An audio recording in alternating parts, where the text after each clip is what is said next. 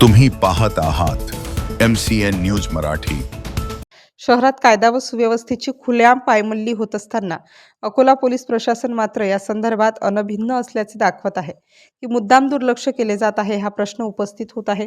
Akola city कोतवाली police ठाण्याच्या हद्दीत येणाऱ्या तहसील कार्यालयाच्या मुख्य प्रवेशद्वारालगतच मागील अनेक दिवसांपासून बिस्लेरीच्या बाटल्यांमधून खुलेआम अवैध दारू विक्री व तेथेच मद्य सेवन सर्रास सुरू आहे। दिवस असो वा रात्री हा बेकायदेशीर व्यवसाय निर्धास्तपणे सुरू आहे। सर्वात गंभीर बाब म्हणजे ज्या ठिकाणी तहसीलदारांसह अनेक वरिष्ठ शासकीय अधिकारी दररोज उपस्थित असतात त्याच ठिकाणी असा अवैध व्यवसाय कसा काय फोफावत आहे। अकोला पोलिसांचे ऑपरेशन प्रहार हे केवळ निवडक परिसर आणि निवडक व्यक्तींवरच केंद्रित आहे का, तसेच अकोला महानगरपालिकेची अतिक्रमण कारवाई सामान्य नागरिक व लहान व्यावसायिकांवरच कठोर असते का, असा सवालही उपस्थित होत आहे।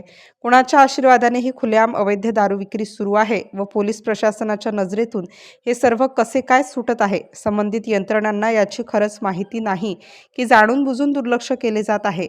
ऑपरेशन प्रहार अंतर्गत गंभीर गुन्हेगारांना इतर राज्यातून शोधून आणणारे पोलीस स्वतःच्या पोलीस ठाण्याच्या हद्दीत शासकीय कार्यालयाच्या प्रवेशद्वारावर सुरू असलेल्या अवैध दारू विक्रीचा शोध घेऊ शकत नाहीत, ही बाब आश्चर्यकारक आहे। जर तहसील कार्यालयासमोरच अशी परिस्थिती असेल तर शहरातील इतर भागात अजून किती अवैध धंदे बेधडकपणे सुरू असतील याचा अंदाज बांधणे कठीण आहे। MCN न्यूज मराठी करिता अकोला प्रतिनिधी मोहम्मद जुनेद, अकोला।